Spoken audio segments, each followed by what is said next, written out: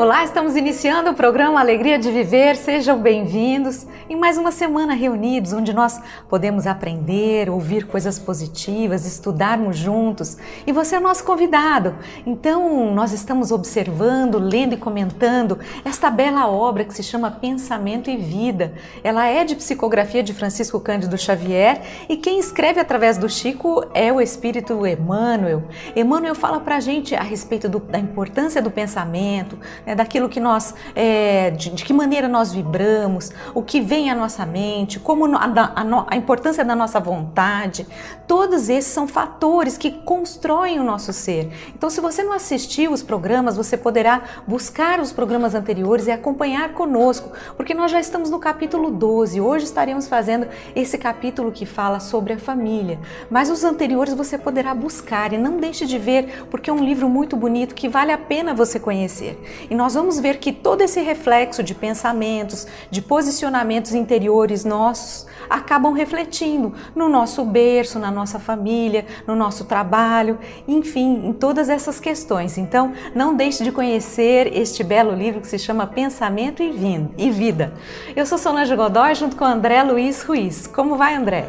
Oi, Solange. Olá, queridas irmãs, queridos irmãos. É sempre muito prazeroso estarmos reunidos para estudar estes ensinamentos que boa parte dos próprios espíritas não conhece por desconhecer a existência do livro, ou por achar a linguagem de Emmanuel um pouco complexa, ou por ter dificuldade de um aprofundamento filosófico por falta de tempo. De qualquer forma, isto que nós estamos aprendendo juntos nestas obras que Emmanuel nos tem apresentado, representam para nós verdadeiro tesouro, porque nos fazem pensar em cada um dos ensinamentos. Nós encontramos aquilo que faz o nosso pensamento voltar-se para a sua essência, para aquilo que é necessário que a gente esteja atento.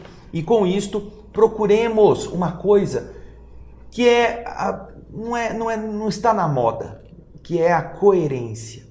A coerência entre o que a gente aprende e o que a gente vive.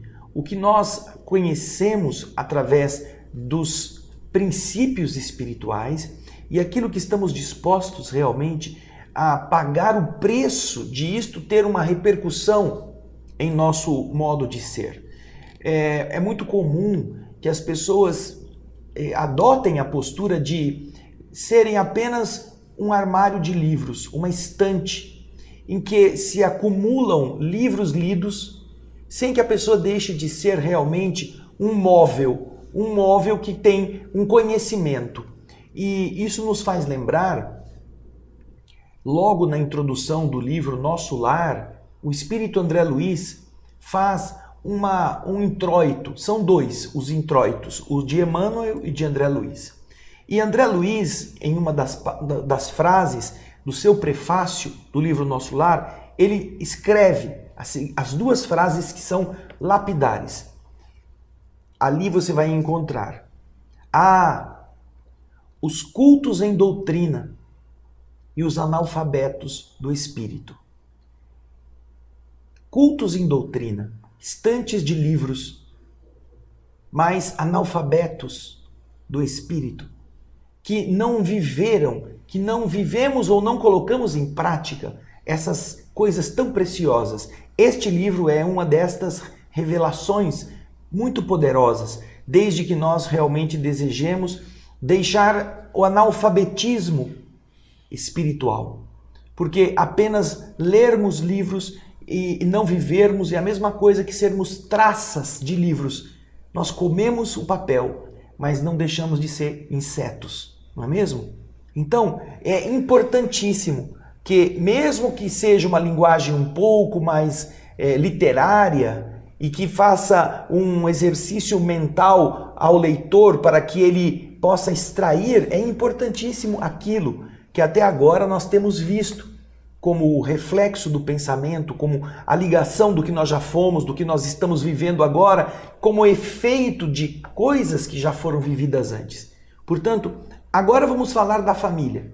E na família nós encontraremos também as raízes desse psiquismo, dessa hereditariedade psicológica, Por que nós estamos vivenciando estas coisas? Porém, nós vamos deixar que Emmanuel fale, através da leitura do capítulo 12 que a Solange anunciou, para que depois a gente vá comentando este tema, ok? Vamos então, Solange? Vamos lá, então vamos acompanhar conosco.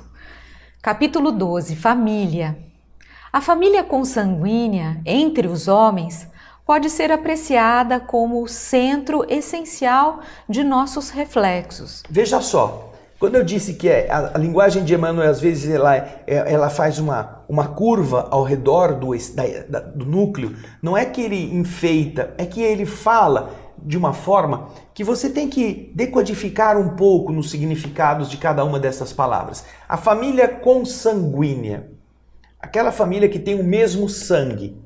Porque existem famílias que podem ser feitas de pessoas que não têm o mesmo sangue, fazem a sua moradia na mesma casa, compartilham os mesmos objetos, têm as mesmas diversões, os mesmos hábitos, mas não têm o mesmo sangue. Então ele está se referindo aqui à família que tem o mesmo sangue, porque é uma descendência, não é mesmo? A descendência pressupõe o quê? A herança genética, aquilo que recebemos dos corpos de nossos genitores, pai e mãe. Portanto, essa herança genética vai fazer com que os filhos tenham a aparência física semelhante, que tenham também heranças de inclinações biológicas próprias, ou enfermas ou saudáveis, como uma decorrência dessa transferência de cromossomos de uma geração para outra. Então, essa família consanguínea, como você vê no texto e vai ver novamente, pode ser apreciada, no caso apreciada aqui ele quer dizer, ela pode ser considerada, ela pode ser interpretada como o centro essencial dos nossos reflexos. O centro é o núcleo da essência, aquilo onde está o cerne. Quando você observa uma madeira, você tem a casca, tem o xilema, tem o floema, e depois você tem o núcleo, né, onde está o cerne da madeira. É aquela parte mais dura, mais rígida, não é? Então, a família consanguínea é esse núcleo essencial do quê? Dos nossos reflexos. Reflexo é o quê? Você olhar e receber de volta aquilo que um espelho te emite, aquilo que uma superfície espelhada te apresenta. Ou seja, você vê uma coisa que é você. Então, esses reflexos, eles se estabelecem no núcleo em que as pessoas estão vivendo. E esses reflexos, como o texto continua ali a dizer, podem ser agradáveis, olha ali, ou desagradáveis. E de onde que vem essa agradabilidade ou essa desagradabilidade? Vem do nosso pretérito. O nosso passado nos devolve esta avaliação, positiva ou negativa. Então, no ambiente da família, nós vamos recolher isto, no bem ou no mal. E esse é o centro dos reflexos de todos aqueles que fazem parte desse agrupamento. Agora, Emmanuel vai continuar a trazer o texto para que nós desenvolvamos essas ideias. Certo, não incluímos aqui os espíritos pioneiros da evolução, que, trazidos ao ambiente comum, superam-no de imediato, criando o clima mental que lhes é peculiar, atendendo à renovação de que se fazem intérpretes. Quem são esses, Solange?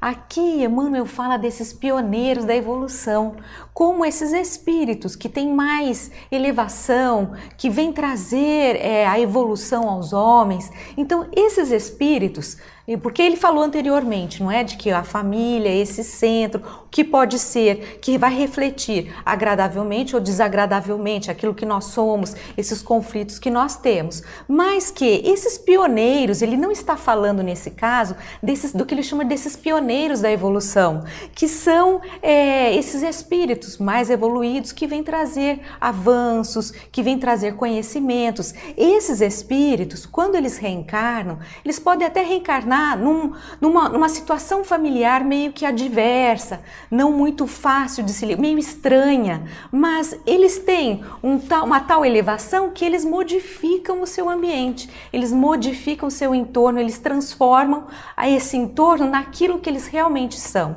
Então eles acabam iluminando esse local, auxiliando a que todas as pessoas consigam se transformar, se modificar, trazendo coisas positivas. Nós estamos vendo aqui então o quê? Emmanuel vai falar da família e ele vai fazer duas distinções. Não vai se referir a esses espíritos que, já tendo uma tarefa estabelecida e já tendo capacidades, podem vir ao mundo físico mesmo em famílias adversas, em famílias antagônicas, porque eles saberão se impor segundo seus critérios evolutivos mais desenvolvidos, criando o seu próprio clima e não se submetendo ao clima da família que vai querer muitas vezes oprimi-lo. Então, não é destes espíritos que Emmanuel vai falar. Ele vai falar da família comum, mas ele está fazendo esta exceção. E neste caso, nós poderemos nos lembrar com bastante propriedade da vinda de Francisco de Assis ao mundo. Francisco Bernardoni era filho de Pedro Bernardoni. Era um espírito muito elevado, mas filho de um homem tosco, de um homem materialista, de um homem atrasado e que não aceitava os conceitos que o seu filho desejava viver. Ele queria impor ao filho toda aquela maneira de ser própria de um homem arraigado ao patrimônio, ao atraso, ao culto materialista. Porém, Francisco de Assis não se submete. Ele tem uma autonomia como espírito que é capaz de superar tudo isso, inclusive de devolver ao pai o próprio nome, para que o pai não se envergonhasse de ter um filho que chamasse o que o pai tem como tradição hereditária. Então Francisco adota o nome de Assis, Francisco de Assis, e recusa, entrega ao pai a roupa, entrega ao pai tudo, entrega ao pai o próprio nome. Portanto, você vê aqui neste exemplo como um espírito elevado é capaz, mesmo como a Solange falou, né, numa família diversa daquilo que ele é capaz de manter-se fiel e se impor, criar o seu próprio ambiente. E agora nós vamos ver que o que Emmanuel vai comentar aqui são aqueles casos da luta comum, no campo da luta vulgar, das famílias em geral, que não estão vinculadas a essa excepcionalidade. Como ele está agora na última frase desse slide, recomendando, olha, nós comentamos a nossa posição no campo vulgar da luta, e não a respeito dos espíritos pioneiros da evolução, ok? Cada criatura está provisoriamente ajustada ao raio de ação que é capaz de desenvolver, ou, mais claramente, cada um de nós apenas, pouco a pouco, ultrapassará o horizonte a que já estenda os reflexos que lhe digam respeito. Nós vemos aqui uma referência bastante nítida àquilo que cada um de nós é capaz de realizar em decorrência do acervo de potencialidades que nós já desenvolvemos. É uma coisa comum à maior parte das pessoas. Nós estaremos ajustados ao raio de ação que estivermos já aprendendo ou vivenciando em nossas experiências. Cada um de nós somente vai de pouco em pouco passar por esse território, essa fronteira, vai ultrapassar pouca coisa, o horizonte que já estenda esses reflexos que são próprios do indivíduo. Então é comum nas famílias normais e nos indivíduos não missionários que eles se restringam apenas aquilo que ele já está acostumado, aquilo que ele já domina, aquilo que ele já está senhor de si mesmo. Então eles têm dificuldade de arrojar ou de ir buscar mais coisas. Essa é uma posição psicológica dos espíritos de mediana evolução que estamos aqui todos na Terra procurando uma melhora. É possível passar dos limites básicos, porém para isso é preciso ter um esforço, é preciso um idealismo maior. Então é isso que Emmanuel agora está realçando. Ele está se dirigindo agora ao núcleo familiar comum e está dizendo que os que fazem parte geralmente deste núcleo estão ali vinculados ao mesmo horizonte de expectativas e de ambições. Vamos continuar a ver o texto. O homem primitivo não se afasta de improviso da própria taba, mas aí renasce múltiplas vezes e o homem relativamente civilizado demora-se longo tempo no plano racial em que assimila as experiências de que carece, até que a soma de suas aquisições o recomende a diferentes realizações. E aí, Solange, o que ele está explicando? Emmanuel diz pra gente que o homem, que esse homem primitivo, ele não vai se afastar desse ambiente, né, desse núcleo, porque ele vai renascer múltiplas vezes, ele vai aproveitar essa situação para que ele aprenda. Então, isso é algo que é lento, é mais demorado, então ele reencarna diversas vezes até que ele consiga atingir um pouco, melhorar um pouco, crescer um pouco mais, para daí poder ampliar os seus horizontes. Então, primeiro ele fica nesse núcleo civilizatório, onde ele aprende com a sua raça, com os seus pares, para que depois, aos poucos, quando ele já estiver um pouco mais maduro, ele dê um passo a mais, um passo adiante. Isso acontece em todos os casos. Acontece com os que estão num ambiente mais primitivo, porque estão mais atrasados na evolução, como acontece com as pessoas que já estão num grau civilizatório mais avançado. Ali também nós vamos estagiar por mais de uma encarnação, vamos aprender a convivência naquele padrão, naquele nível evolutivo, vamos desenvolver nossas características para o amadurecimento do nosso espírito. E só depois de termos acumulado aquele contingente de informações é que eventualmente nós já possamos dar um passo além para um nível diferente, um nível mais elevado. Vamos fazer a comparação com a escola. Cada um precisa viver naquele ano todas as experiências de conhecimento que aquele curso, naquele degrau, vai lhe dar. Então ele vai na escola todo dia, por 8 meses, 9 meses. Ele não vai só uma vez, não vai só um mês, não vai só um bimestre, porque ele tem que acumular todo o conhecimento que naquele ano inteiro lhe será passado. E só depois de ele ter demonstrado que ele é capaz, que ele assimilou aquilo, é que ele pode ser autorizado a ir para o outro ano, para o ano seguinte, um ano a mais, onde os conhecimentos serão mais profundos, serão mais amplos. Então é mais ou menos a mesma coisa. Nós vamos renascendo no ambiente em que nossa evolução assim o permita, para que nós possamos ir aproveitando da convivência, das experiências, e só quando nós passarmos pelos exames que vão provar a nossa capacitação naquele nível, é que nós poderemos ser levados a um outro nível mais avançado. Então vamos continuar com isso, a entender como o progresso vai empurrando as pessoas lentamente para frente. Vamos lá. É assim que na esfera do grupo consanguíneo, o espírito reencarnado segue ao encontro dos laços que entreteceu, que teceu para si próprio, na linha mental em que se lhe caracterizam as tendências.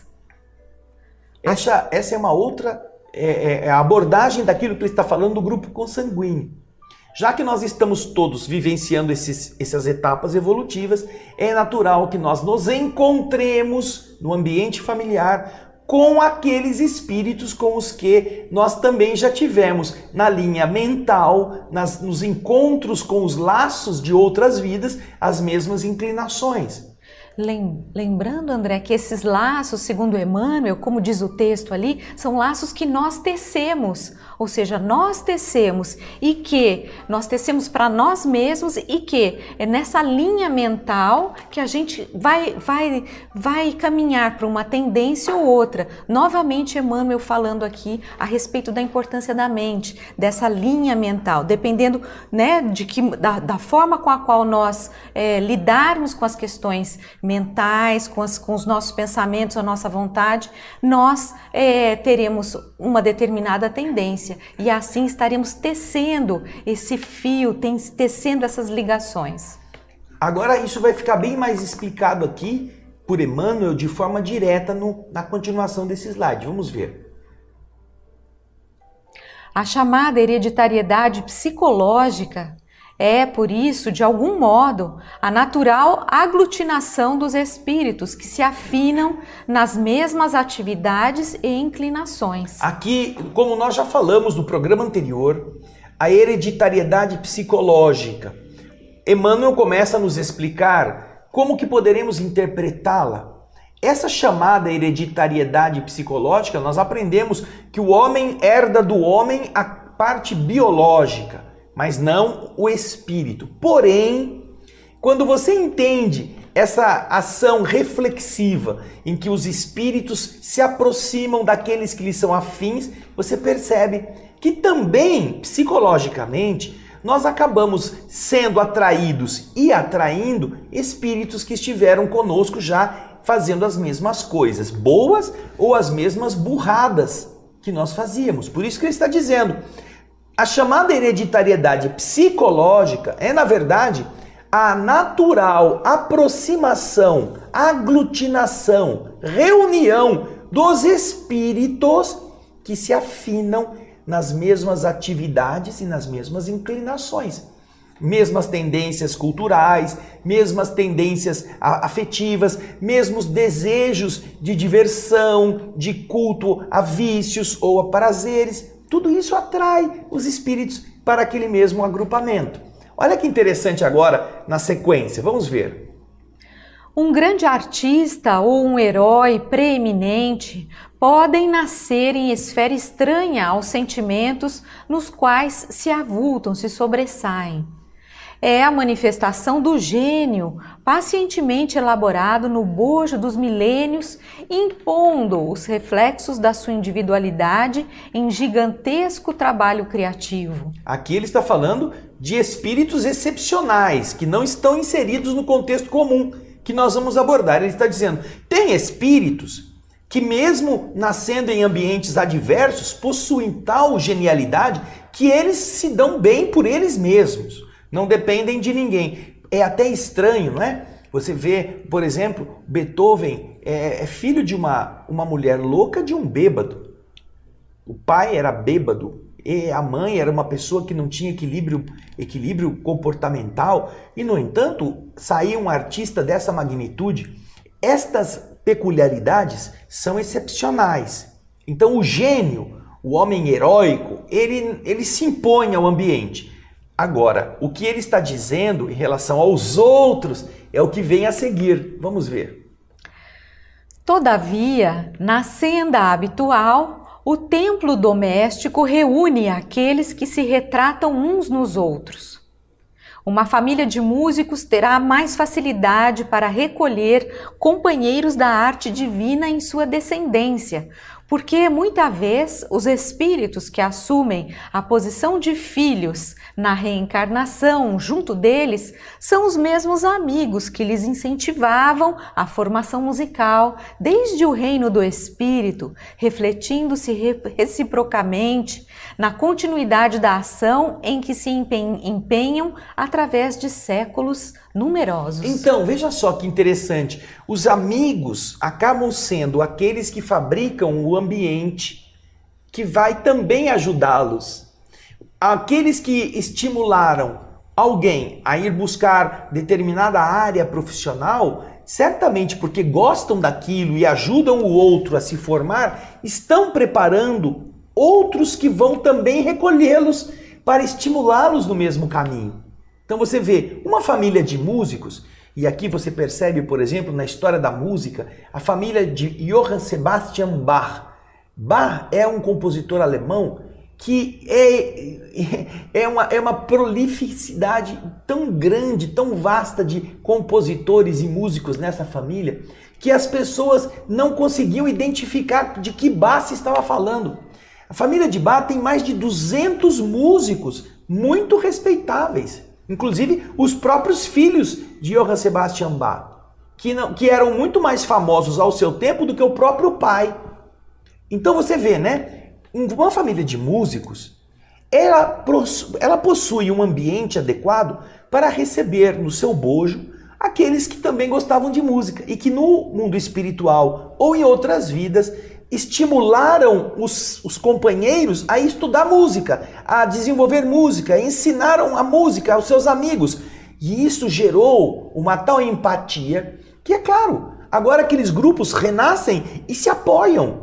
Um indivíduo que gosta da música, que pode vir à Terra para desenvolver-se na área musical, ele vai nascer filho de um açougueiro? É mais complicado. Não que ele não possa, mas se ele tem a jornada marcada para a área da estética auditiva, da estética harmoniosa da música, é melhor que ele nasça num ambiente favorável, não é mesmo? É a tal herança, a hereditariedade psicológica. Aqueles que são seus amigos, os mais próximos, os mais entusiastas, geram um núcleo familiar que vai permitir que aqueles que os apoiaram agora recebam o apoio por parte deles. Olha que bacana, como o universo, Solange, como ele vai propiciando apoios uns nos outros para que todos possamos crescer, um com virtude em uma área, ajudando o outro a desenvolver-se, o outro depois devolvendo isso numa forma de retribuição para o crescimento coletivo. Não é mesmo? É muito bonito. Agora continua o texto. É ainda assim que escultores e poetas, políticos e médicos, comerciantes e agricultores quase sempre se dão as mãos no culto dos melhores valores afetivos, continuando-se mutuamente nos genes familiares, preservando para si mesmos, mediante o trabalho em comum e segundo a lei do renascimento, o patrimônio evolutivo em que se exprimem no espaço e no tempo. E aqui Emmanuel, mais uma vez, ele diz pra gente que não só músicos, mas ele traz outros exemplos como escultores, os poetas, os médicos, os políticos, quer dizer, esses comerciantes, todas essas pessoas que se afinizam e que vêm reencarnando em grupos, porque têm os mesmos ideais, têm as mesmas tendências, então um vem apoiando o outro nessa caminhada, nessa jornada, tanto que às vezes nós vemos famílias que você tem o tataravô que já exercia uma determinada atividade, daí vem o avô, vem o bisavô, vem o tataravô, o bisavô, o avô, o filho, o neto, e assim você vê quase que todo um processo de descendência das pessoas desse grupo afinizado no mesmo ramo, sejam eles poetas, escultores, políticos, como diz aqui, até mesmo médicos. Quantas famílias de médicos também nós vemos, comerciantes. Então tudo isso, Emmanuel diz que esse grupo familiar, ele como ele vem, ele transmite também seus conhecimentos uns aos outros. Nós vemos na Europa, por exemplo, onde as tradições são mais arraigadas, em que eles cultuam isso, em que existem famílias que são especializadas em fazer determinados instrumentos, por exemplo, são especialistas em fazerem pianos, em fazerem violinos, e essa atividade é passada de pai para filho e assim vai. Então, e nós vimos isso em diversas áreas. Nós vemos as famílias ligadas à produção de vinhos, as vinícolas. Você vê lá, existem alguns azeites, você vai no mercado, você encontra alguns azeites, eu me lembro aqui, o azeite chamado do esporão, você tem lá... Desde 1279, existe essa herdade que fabrica azeite. Então, de 1200, vejam só, são mais de 800 anos em que os descendentes vão fazendo segundo as mesmas tradições aquilo. Você vê que é algo que vai se sucedendo. Qual é a geração? Isso. É a 10ª, a 20ª geração dos fabricantes de azeite, né? No caso do azeite do esporão. São peculiaridades, como a Solange ressaltou, que em ambientes civilizatórios que têm história, O nosso Brasil, ele não tem história ainda de uma tradição tão milenar como são os países europeus. Nós fomos descobertos em 1500, a civilização aqui começou a prosperar mais com a chegada da família real ao Brasil depois do período colonial, de 1700 e pouco para frente. Nossos com mais 1800, jovens, 1806, 1807, a chegada da família imperial. Então nós não temos uma história tão larga para gerar esta maneira de transmissão de tecnologias da forma como era feito. Mas na Europa não, isso é constante, isso é uma coisa que eles inclusive marcam com uma qualidade daquilo que eles fabricam. Restaurantes, às vezes você vê, você fala, nossa, o restaurante tal, nossa, ele existe desde 1800 e lá vai pouquinho, nossa, era do tetravô lá atrás, e assim vai. Então essas maneiras de você cultivar isto demonstram que os grupos espirituais que precisam daqueles contatos, eles são atraídos. Então a pessoa desencarna, às vezes o bisavô que foi lá no começo já renasceu naquele grupo familiar para dar continuidade, porque ele se sente atraído. Agora é natural que não é uma obrigação, ele pode evoluir de outra forma em outra área. Mas o Emmanuel está dizendo que é comum que os centros de atração prevaleçam naquilo que o espírito precisa para vivenciar as experiências naquele ambiente, caso ele ainda precise de experimentar coisas que ele ainda não sabia e aprender naquele círculo familiar que é favorável, porque demonstra a mesma inclinação que ele tinha, não é mesmo? Então, agora Emmanuel vai continuar a explicar essas questões, não só no aspecto favorável. Também é aí, de conformidade com o mesmo princípio de sintonia, que vemos dipsômanos, ou seja, os alcoólatras. Nós também vemos os cleptomaníacos, que são os ladrões, tanto quanto delinquentes e enfermos de ordem moral, nascendo daqueles que lhes comungam espiritualmente as deficiências e as provas, porquanto muitas inteligências transviadas se ajustam ao campo genético daqueles que lhes atraem a companhia, por força dos sentimentos menos dignos ou das ações deploráveis com que se oneram perante a lei.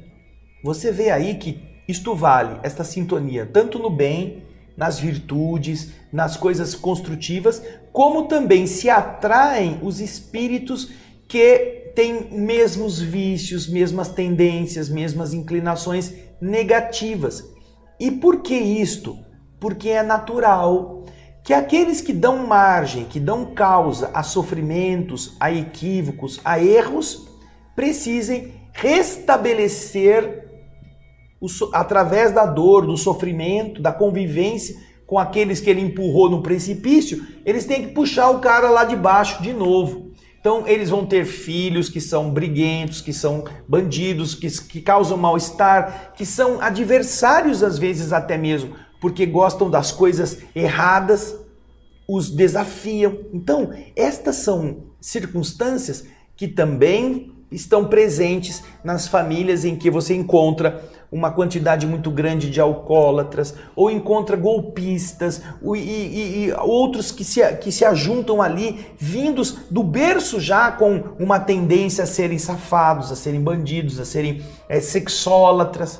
Você vai ver sempre, é comum encontrar no grupo familiar específico uma rama daquela família que tenha um número de indivíduos que se dedica a um determinado vício ou uma determinada postura não adequada. Como também pode haver outros que estão ligados a valores e a coisas enobrecedoras.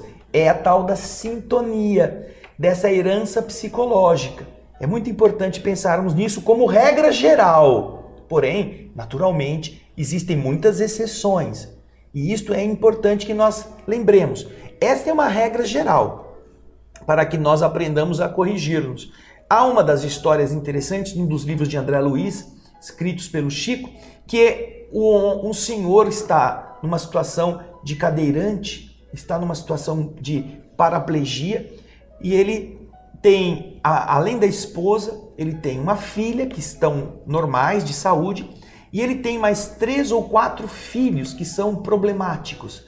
Um é ladrão, outro é doente, se não me engano é cego, outro também é uma pessoa deficiente. E ele tem que viver para dar de comer a esses indivíduos. E ele vai então, na cadeira de roda, ele vai ter que vender bugiganga na rua para trazer alguma coisa para casa, porque os filhos são desonestos, são folgados, não o ajudam e ainda dão trabalho.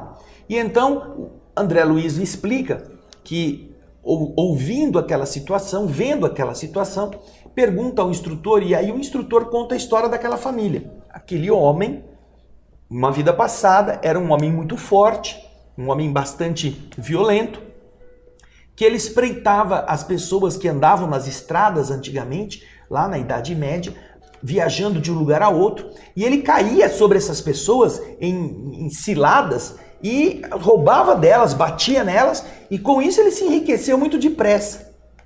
E quando ele viu que era um bom negócio, Solange, ele amealhou alguns amigos que passaram a trabalhar para ele. Ele empurrou 4 dos seus companheiros para a prática do crime, porque isso, naturalmente, agora você tinha mais 4, você tinha uma filial de bandidagem, né? Então, em vez de só ele roubar, ele organizava os outros 4, os 4 roubavam, ganhavam alguma coisa, e ele empurrou esses 4 para a criminalidade. Só que agora, ele tem o dever de recuperar estes 4 que haviam sido desencaminhados pelo seu mau exemplo. E ele, como havia usado da sua força física, da sua destreza, de capacidade de correr, de ter as pernas fortes, agora ele teve um problema de saúde nas pernas, que ele não pode se locomover a não ser em cadeira de roda. E é assim que ele vai ter que trabalhar, não mais roubar ninguém, trabalhar para dar de comer aos 4 que não o apoiam, que não o ajudam, porque certamente foram empurrados na ribanceira do vício por obra deste indivíduo. Ele está sofrendo consequências daquilo que ele fez, mas ele tem que recuperar os 4 que ele havia desencaminhado. É um exemplo na obra de André Luiz desta situação que nós estamos vendo Emmanuel contar. Continue aí, Solange. Vamos em frente? Muito bem. A tara familiar, ou seja, vamos colocar a tara, também pode ser imperfeição, mas um interesse exagerado, vamos dizer, essa tara como um interesse exagerado. Uma fixação. Uma fixação familiar. A tara familiar, por esse motivo, é a resultante da conjunção de débitos, situando-nos no plano genético enfermiço que merecemos, à face dos nossos compromissos com o mundo e com a vida. Ou seja, você pode falar, nossa, essa família parece que ela sofre uma tara por um monte de gente que é bêbada, por um monte de gente que é ruim, gente violenta, briguenta, todo mundo lá é briguento. Isso é uma tara da família, é uma marca, é um selo, é uma coisa assim que é característica. Isso aí está sendo explicado por Emmanuel como sendo a resultante dessa conjugação de espíritos que têm a mesma afinidade. E todos eles vão ter que aprender juntos com as dores que reciprocamente se causem. Dessa forma, somos impelidos a padecer o retorno dos nossos reflexos tóxicos através de pessoas de nossa parentela que nos devolvem por aflitivos processos de sofrimento. É o que nós acabamos de dizer. Nós empurramos os indivíduos para o crime e depois nós vamos ser pai dos criminosos, que nós temos que dar um exemplo para que eles deixem de ser bandidos. E vão sofrer pelo fato de você estar sendo tratado de uma forma inadequada por aqueles que você não ensinou a terem virtudes. Você vai ter que colher isto. E a gente vê, como Emmanuel diz aqui, que em muitas situações, essas pessoas elas retornam como parentes. Elas retornam, reencarnam próximos a nós. Eles não vão ser os amigos meio assim que você vai conviver de vez em quando, não. Eles vão conviver com a gente no nosso lar, nesse ninho, nesse ambiente, justamente porque nós temos contas a ajustar. Então, se a sua família, a sua casa não é aquela paz, aquela bênção, aquela coisa de serenidade, por que será que ela não é assim? Por que existem tantas divergências entre pais e filhos, mães, irmãos? Tudo isso tem uma explicação. nós temos que lembrar que talvez a gente também tenha uma culpa nesse cartório, não é? Agora vamos para o último parágrafo do texto. Vamos lá.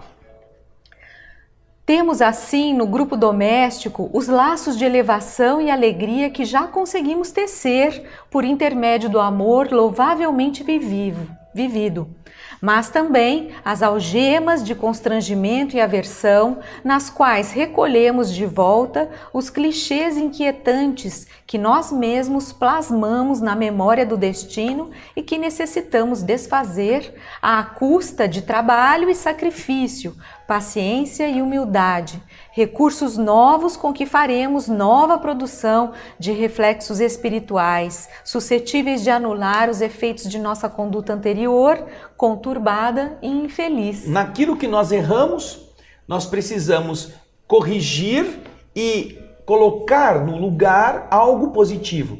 O clichê é um carimbo, é uma estampa. Se a estampa que a gente colocou na convivência com outros foi negativa, nós precisaremos viver com eles para modificar essa estampa, para recarimbar através de virtudes, de esforços, através de amor, de compreensão, de sacrifício, de lágrima, muitas vezes, aquilo que nós havíamos feito errado e que agora temos o dever de reparar. Então, não é por acaso que você está com alguém que te causa problema. Não é por acaso que você está com alguém que você ama muito e que te ama também. Nós estamos vivendo a sintonia com aquilo que nós oferecemos no passado. Por isso é o reflexo. A família é o núcleo essencial, o cerne essencial do reflexo daquilo que nós já fomos.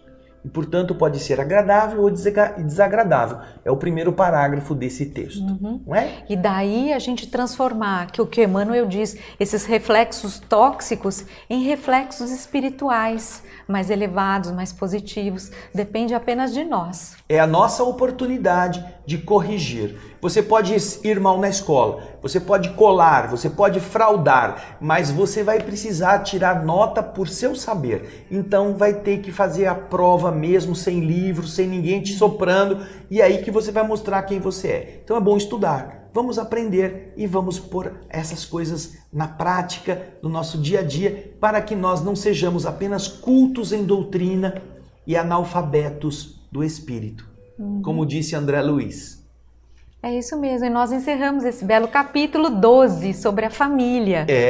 No próximo queremos lembrar você, só um pouquinho, Solange, sim, que ontem estreou o Espírito da Letra. Aí está, o Espírito da Letra, nos domínios da mediunidade. Agora você já pode assistir lá na TV Mundo Maior, todo sábado às 17 horas você tem um programa novo. E também fica arquivado na TV Alvorada Espírita, nossa TV, no YouTube. Você pode entrar lá na TV Alvorada Espírita, procurar o programa O Espírito da Letra, que já estará lá o nosso programa do novo livro, Nos Domínios da Mediunidade. E também os outros 7 que já estão completos. Não é, Solange? É isso mesmo, toda a obra de André Luiz Espírito sendo lida, comentada, analisada através da psicografia de Francisco Cândido Xavier e através do André Luiz Ruiz aqui conosco. Então, convide seus amigos, seus familiares, monte grupos, faça conferências pela internet, utilize esses livros, porque eles são muito instrutivos e